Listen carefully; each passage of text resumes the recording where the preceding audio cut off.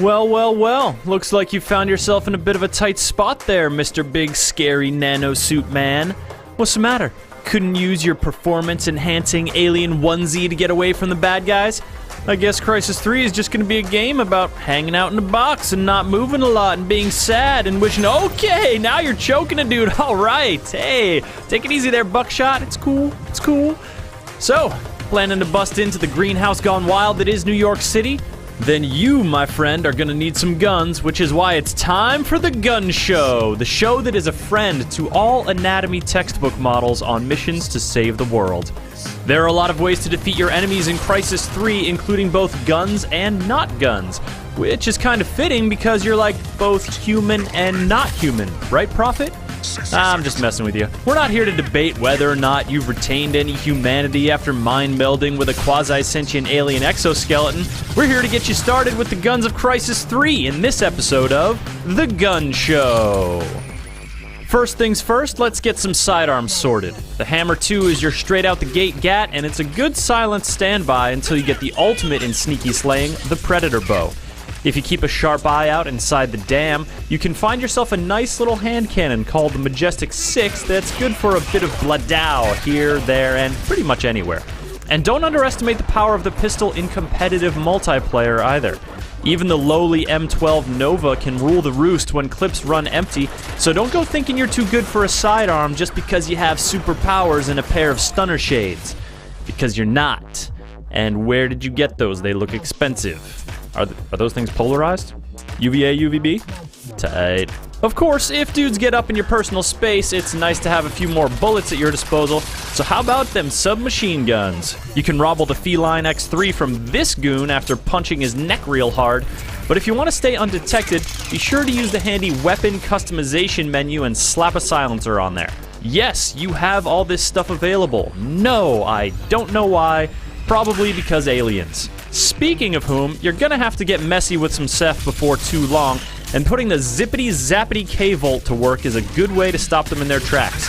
It also puts the whammy on cell troopers quite well. Just be sure you finish the job and they aren't just taking a quick seizure nap.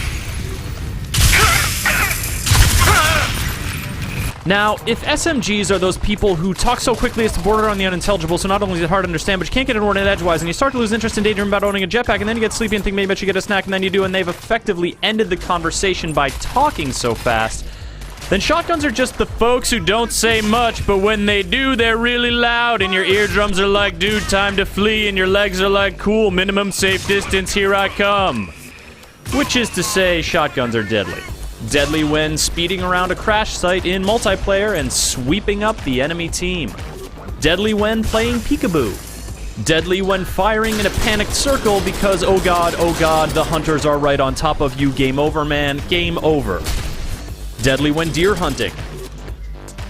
And deadly when jammed into the pitiful human vessels that feebly try to oppose you, provided you've attached a bayonet to the front. It's redacted. There! Oh, fuck! Get the man down! Move to cover!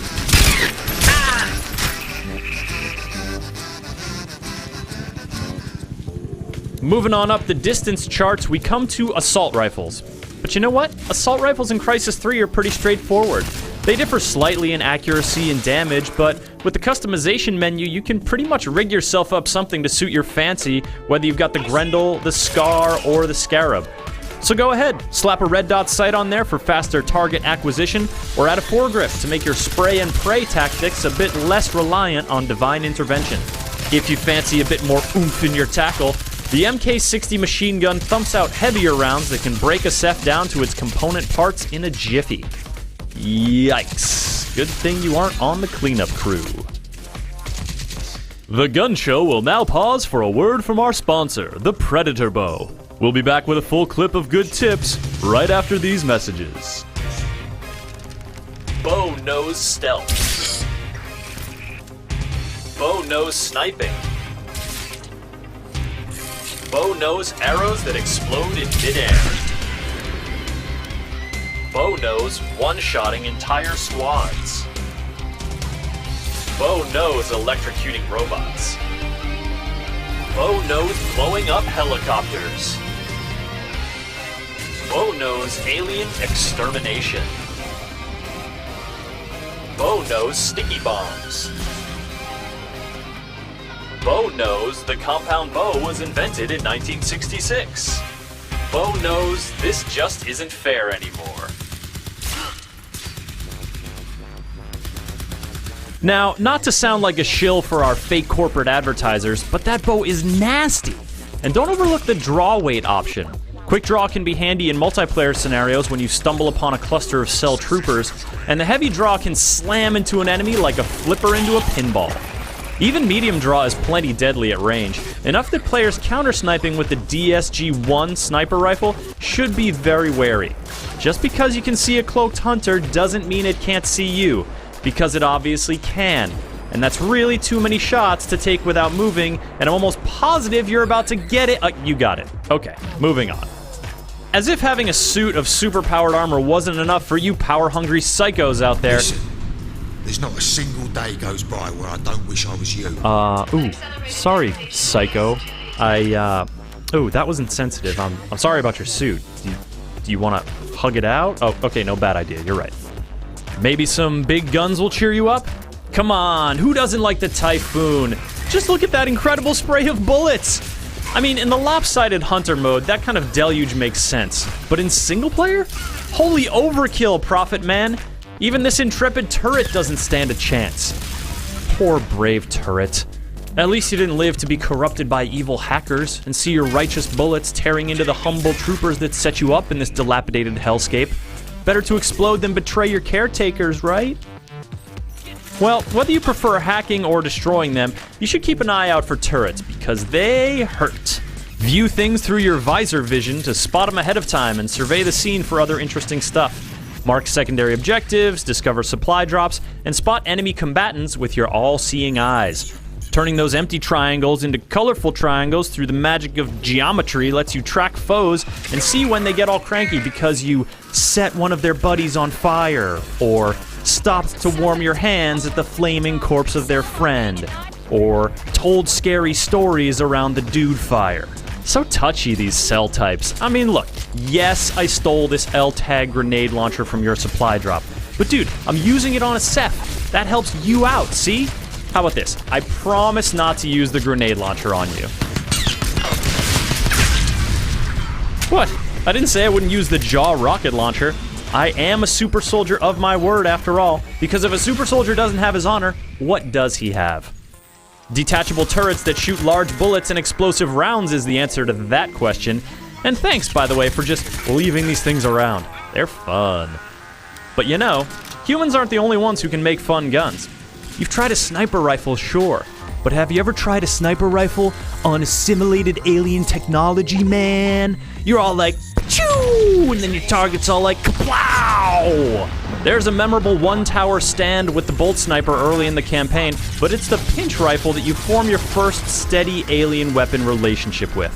Sure, it makes your HUD feel all funny, but the times you two have blasting aliens together, priceless. Whether in the assault rifle-y or shotgun-y firing mode, you two get along famously, and like famous couples, you break up frequently.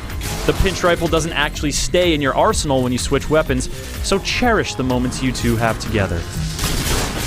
To bring this relationship metaphor one step creepier, if the bolt sniper's your one-night stand and the pinch rifle is your on-again, off-again bow, then the incinerator is the tawdry affair you have with a married neighbor. It's more dangerous to acquire, and it takes some devious planning. But once you get it, things get real hot, real fast. Oh mama, how can something so wrong feel so right? The incinerator is dang effective, but was it worth breaking up a happy home by shooting a robo-xeno-arachno monster with an electric charge arrow and ripping its guts out? Yes. Yes, it was. No doubt there are other wicked weapons and deadly delights to discover deeper into Crysis 3, but for once, we here at the Gun Show are going to show some restraint. Instead of revealing what lies ahead in your journey, we're going to take you back to a simpler time. A time before firearms, when all an alienified bionic soldier hero demon had to wield against his enemies were two bulging biceps and two fists of fury. He's there! Cloaked!